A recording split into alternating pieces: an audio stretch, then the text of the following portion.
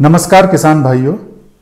तो जैसा कि हम आज का विषय डिस्कस करने जा रहे हैं कि अपनी धान का हम अधिक से अधिक कैसे मूल्य ले सकते हैं, हम इन्हीं विषयों पर बात करेंगे जिससे हम सभी किसान भाइयों को ज़्यादा मुनाफा हो और वे अच्छे दाम अपनी धान का ले सकें। मेरा नाम जितेंद्र मंडरा है और मैं landmark agree export private limited को रिप्रेजेंट करता हूं। पिछले 10 सालों से हम इस कंप्लायंस के काम को कर रहे हैं। कंप्लायंस मतलब क्या होता है? कंप्लायंस मतलब कि हम यूरोप और यूएसए के लिए काम करते हैं। जब से हम अपनी धान को सोइंग करते हैं और फिर उसके बाद उसको किस तरीके से हमें ग्रो करना है, किस कंट्री के लिए ग्रो करना है, उन सभी पैरामीटर पर हम पूरे सीजन भर काम करते हैं। हमारी टीम आप सब लोगों के साथ मिलकर काम करती है। तो इन सभी काम करने के लिए ये पहला तरीका होता है कि हम अपनी धान को इन देशों में एक्सपोर्ट करने के लिए तैयार करते हैं। तो ये एक पहला माध्यम होता है जिससे हम अपने धान को अब उच्चतम मूल्य पर बेच सकते हैं। पर अभी यहां पर हम प्रोजेक्ट और नॉन प्रोजेक्ट दोनों की बात करेंगे जिससे दोनों किसान भाइयों का फायदा हो सके और उनको इस वीडियो का लाभ मिल सके।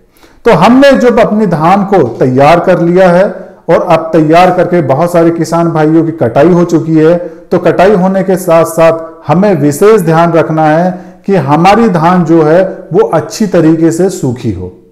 अगर सूखी नहीं होती है, ढेर हम बड़ा बना देते हैं और उसमें अंदर मॉइस्चर होता है तो कई बार उसमें से बदबू आने लगती है। तो यही बदबू आने का कारण जो होता है वो मॉइस्चर होता है। तो हमें अपनी धान को अच्छी तरीके से सुखाना है, क्योंकि थोड़ा भी मॉइस्चर रह के थोड़ी भी बदबू आती है तो वो हमारे दाम को गिरा देती है।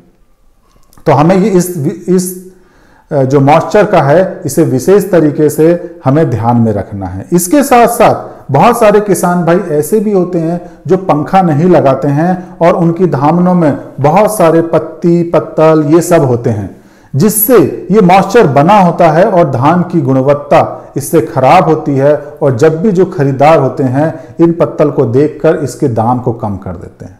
तो किसान भाई थोड़ी सी मेहनत जरूर लगती है, पर हम जितनी अच्छी साफ बनाएंगे अपनी धान को, जितना अच्छा सुनहरा ये दाने को हम अच्छे से बना पाएंगे, तो ये दाने की कीमत भी उसी तरीके से सोने के भाव आएगी। क्योंकि आज जो हमारी धान है और जो डिमांड है और सप्लाई है, इसमें काफी अच्छा गैप बना हुआ है। इस साल पिछले सालों के मुकाबले में इस साल धान का रेट अधिक है।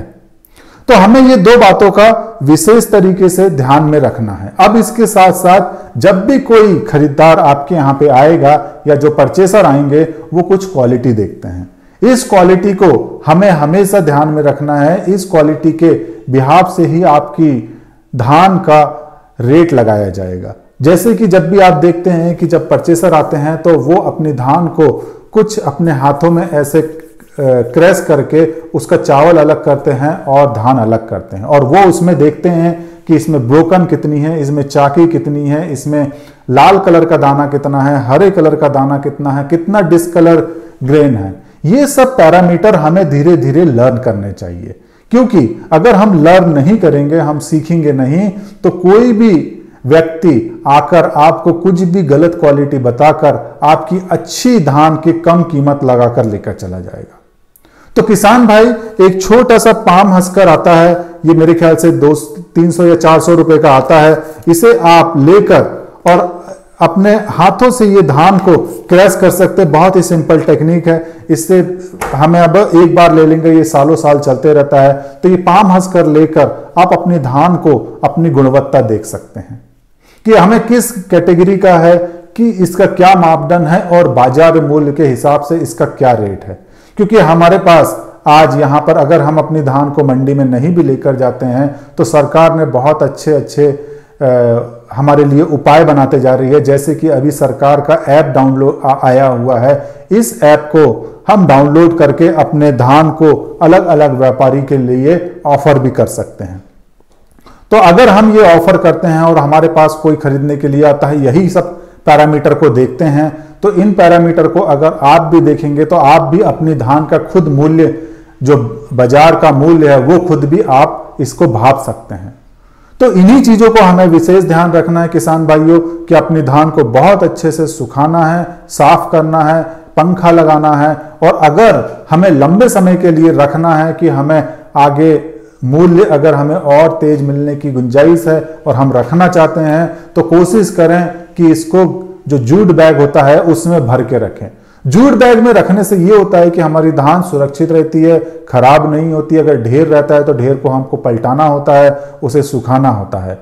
तो अगर सूखी हुई धान को अगर जूट बैग में अगर हम भर के रखते हैं तो वो लंबे समय के लिए सुरक्षित रहती है। तो किसान भाइयों, इन्हीं सभी बातों को आप धीरे धीरे और ज्यादा लर्न करिएगा और अपनी धान का अधिक से अधिक मूल्य लीजिएगा। यहाँ पे इस साल डिमांड और सप्लाई का अच्छा गैप बना है, जैसे कि मैंने पहले भी बताया था। तो आप सभी लोग किसान भाई अपनी धान का अच्छा मूल्य लें और इस साल जितना ज्यादा से ज्यादा आप अपना मुनाफा कमा सकते हैं वो आप जरूर कमाइएगा। धन्यवाद, नमस्कार।